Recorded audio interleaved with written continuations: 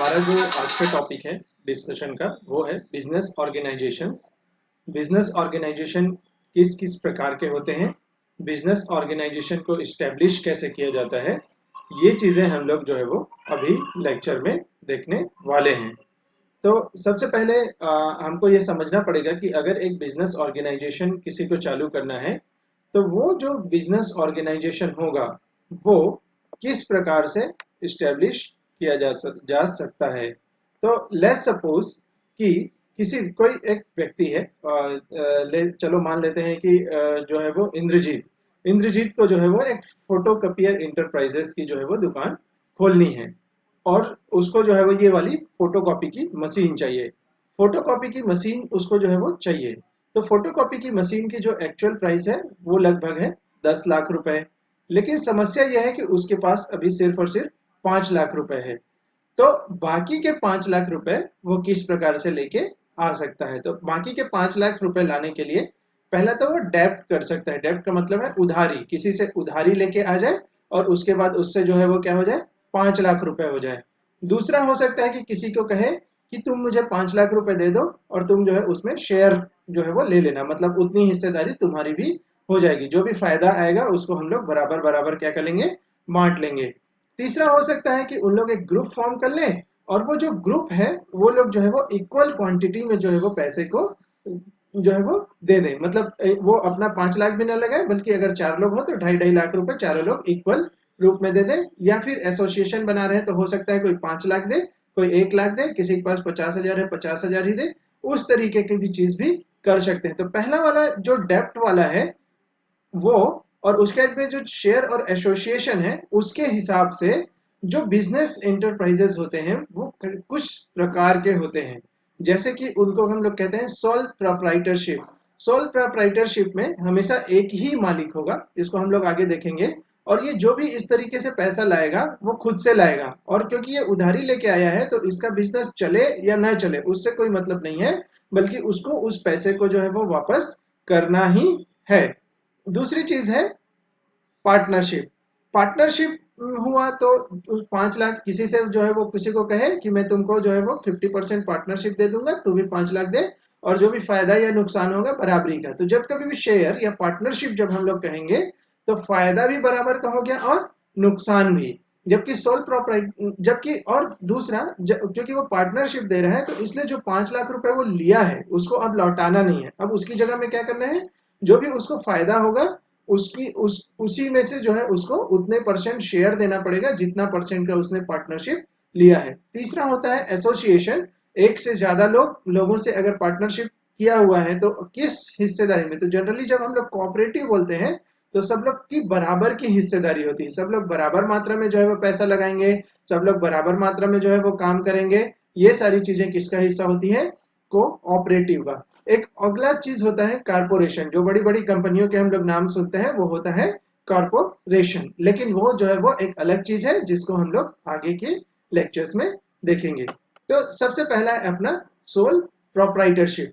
तो इसके डेफिनेशन से हम लोग समझ सकते हैं सोल प्रोप्राइटरशिप एक ऐसा बिजनेस है जिसको एक ही व्यक्ति, मतलब एक सिंगल इंडिविजुअल जिसने उसको स्टार्ट किया है वही उसका मालिक होगा, वही उसको चलाएगा। उसमें जो भी फायदा होगा वो उसी का होगा और जो भी नुकसान होगा वो भी उसी का होगा।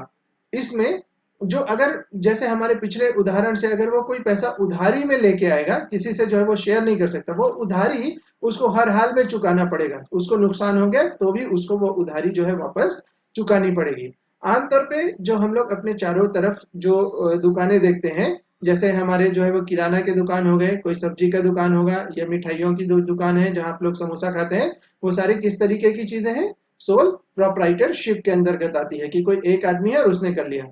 सोल प्रोप्राइटरशिप के कुछ जो है वो एडवांटेजेस हैं, जैसे ये बहुत आसानी से जो है वो स्टार्ट किया जा सकता है। आप एक दुकान किराए से लीजिए, जो आपको करना है उसका सामान डालिए और सारी चीजें जो है आप आसानी से इसको स्टार्ट कर सकते हैं। इसके लिए बहुत ज्यादा रिक्वायरमेंट नहीं है। दूसरा, इसका जो है वो रजिस्ट्रेशन नहीं करवाना पड़ता। हालांकि ये पूरी तरीके से सही नहीं है, कुछ मामलों में इसको जो है वो रजिस्ट्रेशन करवाना पड़ता है, लेकिन हाँ अधिकायत दुकानों में रजिस्ट्रेशन नहीं कराना पड़ता। किसी भी जगह में इसका जो है वो इसको जो है वो खोलो और काम कर लो। तीसरा, जैसे मैं पहले ही कहा क्योंकि आप अकेले मालिक थे, तो जो भी प्रॉफिट हुआ उसको आपको किसी भी पार्टनर के साथ में शेयर नहीं करना है। मतलब कोई पार्टनर ही नहीं है तो शेयर क्या करना है, जो भी प्रॉफिट है वो अपना खुद का है। तीसरा, अगली चीज है डिसीजन मेकिंग, वो जो है वो क्या हो जाती है, ज्यादा आसान। डिसीजन मेकिंग आसान क्यों हो जाती है, क्योंकि अब जब आप अकेले हैं तो जो भी डिसीजन लेना है, कोई काम करना है नहीं करना है, आगे बढ़ना है नहीं बढ़ना है, उधारी लेना है नहीं लेना है, पैसा बैंक से लोन लेना है या किसी प्राइवेट व्यक्ति से लेना है, वो भी सारा डिसीजन अपना है। एक जगह का दुकान जो है उसी नाम से दूसरी जगह खोलना है, वो भी आपका अपना व्यक्तिगत डिसीजन है। तीसरा, इजी टू वाइंड अप, अगर बहुत ज्यादा नुकसान हो गया तो आपको किसी से नहीं पूछना, आप अकेले हैं, खुद ही दुकान को बंद कीजिए और आगे बढ़िए, दूसरा कोई दुकान डालिए। और सबसे आखिरी चीज, कोई कॉर्पोरेट टैक्स नहीं लगता। अब कॉर्पोरेट टैक्स जो है वो सबसे बड़ी वाली कंपनियों में लगता है, जो कॉर्पोरेट टैक्स, तो इसलिए यहाँ पे कोई टैक्स नहीं लगता। लेकिन उसके कुछ नुकसान है। सबसे पहला है अनलिमिटेड लाइबिलिटी। लाइबिलिटी का हिंदी मतलब होता है देयता।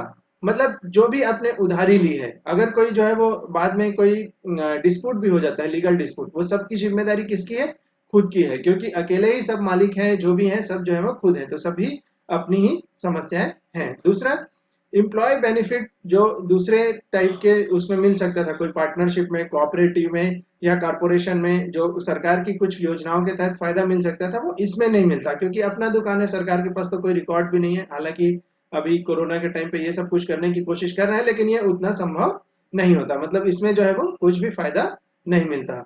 ठीक है। टैक्स जो है वो आपके उसमें से जो है वो, जो अगर कोई टैक्स काट रहे हैं तो उसमें जो है वो कुछ जो सैलरीड लोगों को कुछ फायदा मिलता है, उस तरीके की चीजें नहीं मिलता। अगली चीज है रेजिंग फंड्स। तो जब आपकी एक प्रॉपर कंपनी टाइप की चीज होती है, तो आपको किसी बैंक से लोन लेने जाएंगे, आपको आसानी से मिल जाएगा, किसी व्यक्ति के पास उधारी लेने जाएंगे, वो आसानी से मिल जाएगा। लेकिन आपका अकेले का दुकान है, तो आपकी दुकान अच्छी चलेगी नहीं चलेगी, हमेशा संशय रहेगा। तो लोग जो है आपको फंड नहीं देना चाहेंगे, पैसा इतना आसानी से नहीं देंगे, और देंगे भी तो ब्याज को बहुत ज्यादा कर देंगे। ठीक है। Limited life.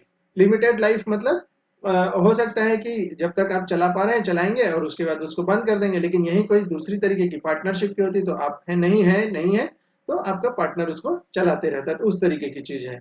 Loss in absence मतलब अगर आप कहीं चले गए, 7 दिन के लिए घूमने चले गए, तो आपकी दुकान बंद है, वो तो नहीं चल रही है, तो उसमें जो है आपको क्या होगा, नुकसान होगा। तो ये सारी चीजें थी किसके बारे में, सोल प्रोप्राइटरशिप के बारे में। अगली चीज होती है पार्टनरशिप। पार्टनरशिप का मतलब ही यही है कि थोड़ा पैसा मैं लगाऊं, थोड़ा पैसा ये तू लगाए, और दोनों दोनों मिलके जो है उस कंपनी को आगे बढ़ाए, और इस तरीके से दोनों क्या हो जाएंगे, मालिक। यहाँ पे ध्यान देने की बात है कि जो व्यक्ति शुरुआत करना चाहता था वो दूसरे से पैसा लेके आया, तो वो किस तरीके से उनके संबंध हुए उसके हिसाब से दोनों क्या हो गए, पार्टनर। अब उसको पैसा जो है वापस नहीं करना है, बल्कि क्या, जो भी फायदा होगा उसको उस अनुपात में बांटना है, जिस अनुपात में उन लोगों ने पैसा, या जिस हिसाब से उन लोगों ने एग्रीमेंट किया होगा। तो दोनों क्या हो गए, एक तरीके से सह मालिक हो गए, को ऑनर हो गए दोनों से।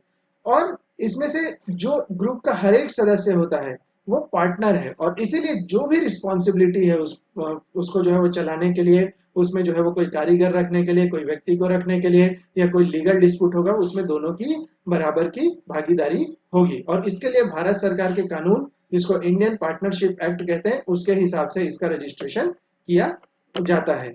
इसके कुछ कैरेक्टरिस्टिक्स होंगे, जैसे इसमें कुछ फिक्स नंबर ऑफ पीपल होंगे जिसको हम लोग पार्टनर कहेंगे। इसकी मैक्सिमम लिमिट कुछ कुछ कंपनियों में जो है वो, कंपनीज या कुछ कुछ उसके लिए जो है वो डिसाइडेड है। जैसे अगर आपको बैंक टाइप की कोई चीज खोलनी है तो आप 10 से ज्यादा नहीं हो सकते। दूसरा है कॉन्ट्रेक्चुअल रिलेशनशिप। जैसे मैं पहले ही कहा कि अगर इक्वल पैसा देंगे तो बराबर पार्टनर बनेंगे, वैसा नहीं हो सकता। उस एग्रीमेंट में क्या लिखा है उसके हिसाब से है, कि एग्रीमेंट में अगर लिखा है कि आइडिया तो मेरा था तो पैसा बराबर देंगे, लेकिन 60% फायदा मैं लूंगा, 40% तुम लेना। उस तरीके की जो पार्टनरशिप डीड या जो एग्रीमेंट करेंगे उसमें जो चीज लिखी होगी उसके हिसाब से ये जो है पार्टनरशिप चलेगा। तीसरी और इंपॉर्टेंट चीज है कॉम्पिटेंस ऑफ पार्टनर। पार्टनर किस तरीके का है, कोई छोटा बच्चा है, कोई गृहिणी है, या फिर कोई ऐसा व्यक्ति है जिसके ऊपर बहुत ज्यादा उधारी है, तो आपकी कंपनी के सारे पैसों से उधारी ही चुका रहे, कंपनी आगे नहीं बढ़ पाएगी। तो हमेशा जो है आपको एक कॉम्पिटेंट जो है पार्टनर रखना पड़ेगा, दक्ष या सक्षम जो है वो पार्टनर रखना पड़ेगा। अगली चीज हम लोग को पता ही है, शेयरिंग, चाहे प्रॉफिट हो या लॉस हो, डिस्पाइट के कितना भी पैसा लगाया हो उसके हिसाब से उसको आपस में बांटना पड़ेगा। प्रॉफिट हुआ तो प्रॉफिट को बांटना पड़ेगा, लॉस हुआ तो लॉस को बांटना पड़ेगा। ठीक है। और अगर जो है वो एग्रीमेंट नहीं था उनके बीच में कि कितना परसेंट किसकी जिम्मेदारी होगी तो बराबर हो जाएगा, ठीक है। उसके बाद में ट्रांसफर ऑफ इंटरेस्ट, मतलब ये है कि अगर मैं इस कंपनी से बाहर निकलना चाहता हूं तो मैं किसी को भी ऐसे ही नहीं बेच दूंगा अपनी मर्जी से, बल्कि अपने सारे पार्टनर से राय मशवरा करूंगा कि मेरे जाने से और किसी जिसको मैं पार्टनरशिप दे रहा हूं उसके आने से कोई नुकसान होगा या नहीं। वॉलेंटरी रजिस्ट्रेशन, यानी आपकी अगर कोई पार्टनरशिप की दुकान है तो आप लोग चाहें तो उसको रजिस्ट्रेशन करें और नहीं तो नहीं करें, लेकिन जनरली लोग कर लेते हैं क्योंकि आप लोगों को एक एग्रीमेंट पे आना ही है। तो पार्टनरशिप में जो है वो इस तरीके की चीज कर ली जाती है। इसके कुछ एडवांटेजेस हैं, जैसे ये भी कंपैरेटिवली जो है वो इजी है दूसरे तरीकों से। इसमें फंड रेज करना थोड़ा आसान हो जाता है क्योंकि अलग अलग लोग आ रहे हैं तो सबके पास कुछ ना कुछ पैसे होंगे, जो भी पार्टनर है उनके पास, तो सब लोग आसानी से पैसा दे देंगे। ज्यादा स्किल्ड पर्सन की आप अगर कोई बाइक की दुकान खोलें तो बाइक वाले किसी गैरेज के पास ही जाएंगे, या जो जिस तरीके मिठाई है तो किसी मिठाई बनाने वाले को अपना पार्टनर बनाएंगे उस तरीके से। लॉस शेयरिंग, यानी एक अकेला ही आदमी नुकसान नहीं उठाएगा जैसे सोल प्रोप्राइटरशिप में हो रहा था कि अगर नुकसान उठाना है तो बल्कि लोगों में नुकसान बढ़ गया तो ज्यादा एब्सेंस। और दूसरा लास्ट चीज है, एब्सेंस में भी कोई नुकसान नहीं होने वाला है क्योंकि आप नहीं है तो आपका पार्टनर तो है ही, तो वो जो है वो चला लेगा। इसके डिसएडवांटेजेस क्या है? अगेन लाइबिलिटी बहुत ज्यादा है दोनों ही पार्टनरशिप के बाद। अगली चीज प्रॉफिट शेयरिंग, आपका बहुत अच्छा कंसेप्ट था, प्रॉफिट बहुत ज्यादा हो सकता था लेकिन अब उसको शेयर करना पड़ेगा, ठीक है। कॉन्फ्लिक्ट्स, दो लोगों के बीच में मनमुटाव हो सकता है कि आपकी एक दुकान चल रही है, कोई कहे मैं सरकंडा में एक और खोलना चाहूंगा, दूसरा कहेगा मैं नहीं खोलना चाहूंगा, दोनों जो है वो लड़ते रहेंगे, दोनों के बीच में हमेशा क्या रहेगा? डिस्प्यूटेड। इसका भी लिमिटेड लाइफ, जैसे ही कोई झगड़ा हुआ तो एक आदमी को कहीं और कुछ ज्यादा मिलेगा, वो वहां से निकलना चाहेगा, दूसरा कहेगा नहीं निकलेंगे, तो हमेशा लिमिटेड लाइफ रहती है। ट्रांसफरेबिलिटी इज डिफिकल्ट, क्योंकि आप अगर बेच के दूसरी जगह जाना चाहेंगे तो कोई कहेगा कि अभी नहीं जाना है, मतलब वो पूछ के जाना है, पूछने में हमेशा जो है वो दिक्कत होती है। पार्टनरशिप फर्म कहाँ पे खोलने चाहिए?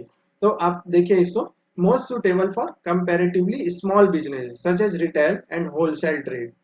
वहां पे पार्टनर की पैसे की बहुत ज्यादा तो जरूरत है, लेकिन ऐसा नहीं, प्रोफेशनल सर्विस कुछ देना है या मीडियम टाइप का जो है वो कोई सामान बनाने वाली या उस तरीके की कोई चीज जो है वो हम लोगों को चालू करनी है, तो वहाँ पार्टनरशिप कर लेना ज्यादा जरूरी है क्योंकि आप होलसेल की कोई चीज चला रहे हैं, पता लग रहा है नीचे वाले लोग आपसे खरीद रहे हैं, नहीं खरीद रहे हैं, नुकसान होता जाएगा, तो इसलिए क्या कर लेनी चाहिए?